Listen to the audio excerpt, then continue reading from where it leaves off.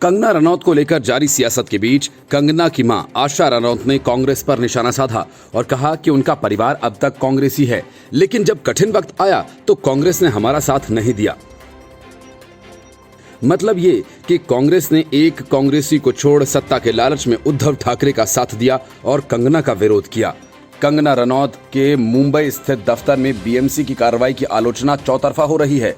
शिवसेना की धमकियों के बीच Kangana Y+ category की सुरक्षा में मुंबई में है। कार्रवाई के बाद बीएमसी कोर्ट की चौखट पर है तो शिवसेना भी राजनीतिक गलियारों में हर किसी के निशाने पर आ गई है। इन सब के बीच पहली बार कंगना की मां आशा रनौत का भी बयान आया।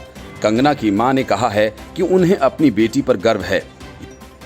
यही नहीं, आशा रनौत ने कहा कि हम शुरू से ही कांग्रेसी थे, लेकिन हमारा साथ दिया अमित शाह और प्रधानमंत्री नरेंद्र मोदी ने।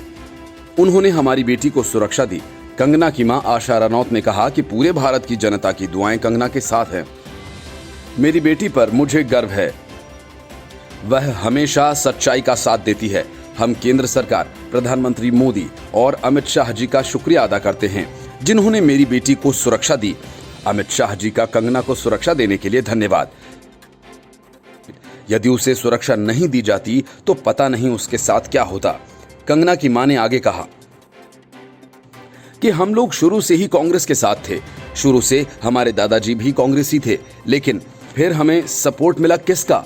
अमित शाह जी का, जिन्होंने मेरी बेटी को सपोर्ट किया। हम उनका धन्यवाद करते हैं। बेटी को मेरी दुआ है। कंगना की मां आशा देवी ने हिमाचल प्रदेश के मुख्यमंत्री जयराम ठाकुर का भी धन्यवाद किया।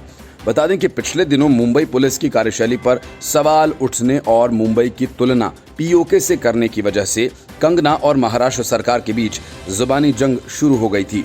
शिवसेना नेता संजय राउत ने कंगना के लिए ओछे शब्दों का इस्तेमाल किया। वहीं गृह मंत्री अनिल देशमुख तक ने कह दिया कि कंगना को मुंबई या महाराष्ट्र में रहने का हक नहीं है। इसके बाद शिवसेना नेताओं ने कंगना को धमकी देना भी शुरू कर दिया कि वो मुंबई ना आए। कंगना ने इसे चुनौती के तौर पर लिया और 9 सितंबर को मुंबई पहुंच गईं। कंगना के पिता ने सरकार से सुरक्षा की अपील की तो केंद्र सरकार ने उन्हें Y कैटेगरी की सुरक्षा दे दी। इस बीच बीएमसी ने रेनोवेशन नियमों के उल्लंघन का हवाला देकर बुधवार को कंगना के दफ्तर में तोड़फोड़ की और इस मामले पर कंगना की बीएमसी के खिलाफ याचिका पर गुरुवार को सुनवाई होनी थी, जिसे हाईकोर्ट ने 22 सितंबर तक टाल दिया है। कंगना गुरुवार को अपने तबाह हुए दफ्तर का मुआयना करने भी पहुंची थीं और माना जा रहा है कि कंगना बीएमसी से तोड़फोड़ की वजह से हुए नुकसान की भरपाई का दावा करेंगी और बीएमसी के अधिकारियों के खिलाफ आपराधिक मामला दर्ज करवाएंगी। Bureau report, news of India.